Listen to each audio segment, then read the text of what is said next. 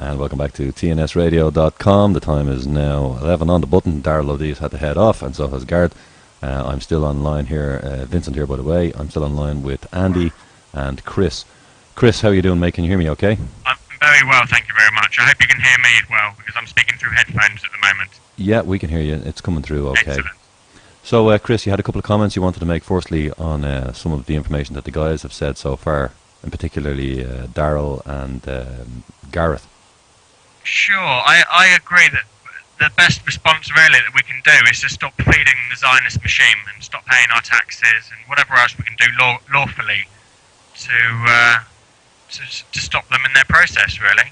And are you aware that they will tell you that, well, it's not lawful to stop paying anything, because if everybody stops paying, they'll tell you, well, the whole system will collapse, and therefore law and disorder, or, well, lawlessness and disorder will come across the land. Sure, but with regards to council tax, I mean, there is no contract. So the issue there is that we can't hold them accountable for anything. If they don't come and collect our rubbish on a Tuesday, or rather clean our cages out on a Tuesday, we can't hold them accountable at all. So part of this process is to gain power back to the people so that we have got a bit more of a say. But would you not agree, perhaps, and I'm sure some of the other guys will agree with this as well, that unless we actually have a fiscal system in place to replace the existing system and to have it ready, and in fact probably to start using it in advance before the other system collapses, that Sure. would be prudent and wise? Sure, I do agree. I think we do need an alternative governance system in place. We can't just obviously all start cooperating with the system. It's a gradual process. I think this awakening process doesn't happen overnight. It's a journey that each of us take at different stages and different speeds. Sure, but do you not? What I have found is a lot of people out there are considering, as you say, not paying. Sorry, Andy, can you just mute for a second, mate, if you're going to be clattering? Oh shit! Sorry, mate. Okay. If we're going to be, if people are going to decide to literally drop the system, to let go mortgages, I mean, mortgages alone, if everybody stopped paying mortgages, or even a very large portion of people, the system will collapse. Sure. And that will mean, for example, that there's a lot of old age pensioners sitting at home who will suddenly have no money. They won't have access to food, water, heat, possibly home care. I mean, literally people could die. Now, what I'm saying... Right. I mean, they're the sort of things we need to consider. And obviously, my viewpoint is the system is going to collapse, regardless of what we do. Really, it's designed to collapse. Quite possibly. The question is, what sort of timescale are we talking? Is this going to happen within the next few months or next couple of years, perhaps? Absolutely, and that's why I make the point. But sure, the reason why we're all fighting is because of the fact that there are lots of people that are struggling to even feed themselves in this current system, and that's worldwide, not just in the UK or Ireland. But would you also agree, for example, I mean, we have Mike Montagna, who does a show here on Saturday nights, a mathematically perfect economy, and when a mathematically perfect economy is put into place, interest is obliterated. The people still have money. It's actually it becomes your money. We still have a monetary system. And we need a law system to replace their so-called legal system, and the only lawful system that can operate is a system based on restitution and actually going and getting the actual criminals that are hurting people. That's right, harm or loss, absolutely. Common law. Yeah, that's right. And that does stand in this country at present. Well, even common law, in my mind, has some problems, because common law does have the death penalty, for example. Sure. So I think the death penalty would have to be removed, because the death penalty was designed by the barons to get rid of the peasants as they felt the need. And I don't think a lot of people have looked into common law enough to realise that... it wasn't written for... Magna Carta wasn't written for us, that's for sure. Correct. Yeah. But there was an ancient law system on the land known as England, Wales and Scotland and Ireland and half of France, if not all of France, right down into Italy, and it was all very similar. It was all very similar to the ancient Brehon law, which is basically find a resolution. So in other words, if there's a problem between two men, a third man finds a resolution. So the third man judges the situation, not the men. And what's happened is we've allowed these men to judge us, and they're not supposed to be judging us. They're supposed to be judging the situation so we can find a remedy. And instead what they're doing is they're pitching one of us against the other. And nobody is getting remedy except them. They get paid. So once the system That's of right, law... it's the old divide and conquer, isn't it? Well, it's not even that. It's worse than that. It's divide, make it look like you're solving a problem, then turn the two parties against one another, and we get to take pick the cherry off the tree while they're still fighting. It's even worse than divide and conquer. It's actually quite nasty. But so in other words, if we have a mathematically perfected economy, which exists, Mike Montaigne's mathematically perfected economy, a system of law based on restitution, actually finding a solution. That's easily done as well. Yeah. And then the last but final piece to the puzzle is a political system, because let's face it, we are going to need a government of sorts to regulate where That's right. I mean, roads, I work closely with schools. the British Constitution Group, and I think democracy is very important in this country. Well, well, again, I mean, even the word democracy, I don't think people have fully worked through the word democracy. I mean, I've basically been studying all the political systems. And Ireland, a lot of people now on the radio now know, Ireland, when it was set up after the 1916 rising in Ireland, in the 32 county election in Vaughan's Hotel, 1918, 32 county sovereign republic was set up. Now, most people don't seem to know exactly what a republic is, and most people don't seem to know exactly what a democracy is. So I developed a real simple way of explaining it, and I'll do so now if you don't mind. It only takes a couple of minutes. No, go ahead. So would you agree, for example, that if you have, I call it 100 Man Island.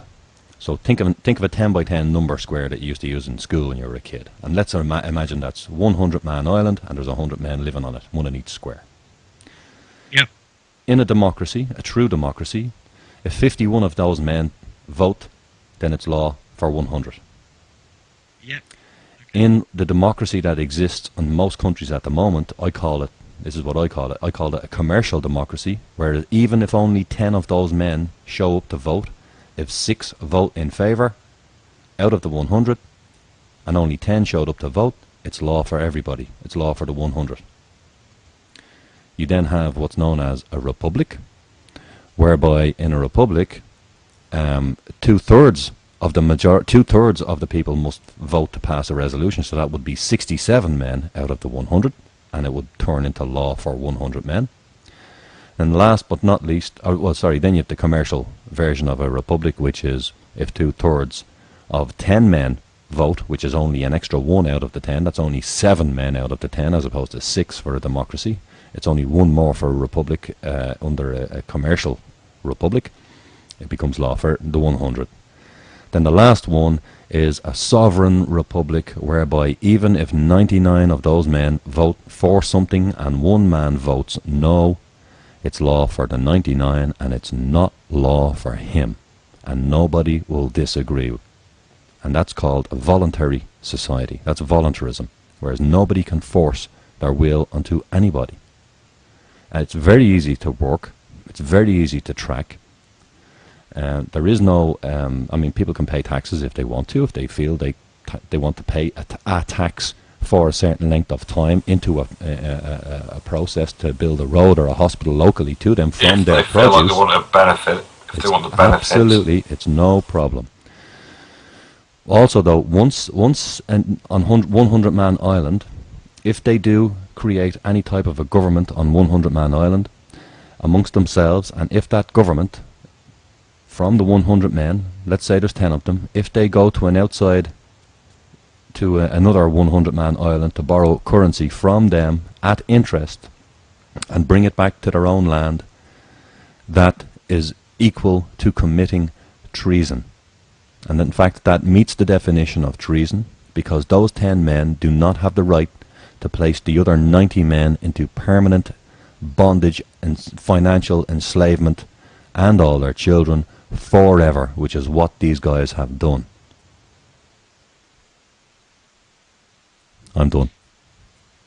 Yes, I agree. It's absolutely the new world order at its worst. Really, it's people need to wake up to this fact, and it's so unfortunate that we can't get people to realise what's really going on in this country. Can you hear me well enough? I can hear you fine. Yeah. In fact, I think if anything, I'm a little low. Is my mic a little low? Guys, let me. I can hear you fine. No. Okay, well, guys, let me know on the chat box there if I. Well, the thing is, okay. Chris, I mean, people haven't felt the pinch yet, mate. You know, you've got like your working class, your brickies, your labourers, whatever, your road sweepers. Well, sure, but they're getting kicked up the arse, and then. So go, mate. Do things really have to get that bad before people? Well, they will, because you've got your middle class who they're not feeling the pinch. And then you've got your upper class who've got shitloads of money. They're not going to feel it until the pound really crashes, you know? When the pound crashes... They're going to deny there's any sort of problem, you know, until it affects them. You know? Exactly, mate, because they're sat there with their plasma screens and they're flipping BMWs. It's all fine for them. Well, in fairness, Andy, I mean, I think everybody is starting to realise, even if you're sitting in front of your 50-inch plasma screen with your 2.5 kids in bed and your Ford Focus in the driveway, in your 3-bed semi-detached, people are still starting to see now what's happening. I mean, for example, in Ireland, I think in 2008 there were 60,000 employees in the banking sector alone. Now, from what's been talked about tonight on the radio, and I don't mean here, I mean in Ireland on the terrestrial mainstream media, they're talking about bringing another bank in underneath the umbrella of state-owned, ergo the people must pay the debts. Now, however, they have been very careful to change the notion of the debt of the people of Ireland and other nations. They no longer call it national debt. They now call it, as we all know, sovereign debt. Now, at the same time, they're speaking out of both sides of their mouth, because these guys, while they will say, oh, the people are sovereign in Ireland, they never specify how come the people are sovereign, why are the people sovereign, when did that sovereignty begin, and then when did their supposed government obtain sovereignty, when did their sovereignty begin. They claim their sovereignty started in 1920, well, 22 is generally what they say, but that can't be the case here in Ireland, because 1922, Sir Stotnahairn, the Irish Free State, that was an English statute where the men entering into Dáil Éireann had to take an oath of allegiance to King George. That's not, you can't have sovereignty for the Irish people there. And the sovereignty was established from the 32 county election in 1918 Vaughan's Hotel. So these guys are trying to ignore it. Now, apparently, the people and the ministers in Europe, when Ireland was joining up the so-called Lisbon Treaty, Ireland Incorporated, I'm speaking about here, they were asking them, do you have the sovereignty of the people? Have you found the source, and do you have it? And basically, I think what they did is, I think they said, yes, we do. And Europe has found out now that no, they don't, and they didn't, and they haven't had. So I think there's big problems afoot. And interestingly, we're now being told that the Queen is coming here, Barack Obama is coming here, the Dalai Lama is coming here, and on top of that, Prince Albert of Monaco is coming here. Now that's a very interesting eclectic mix of people, all heading towards little old Ireland very soon.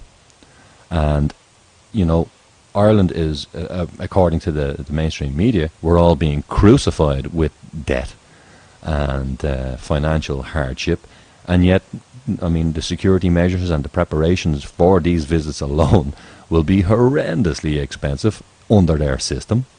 There's no flipping way we can actually afford any of it. I mean, according to the government, we can't even afford the roof over our own heads.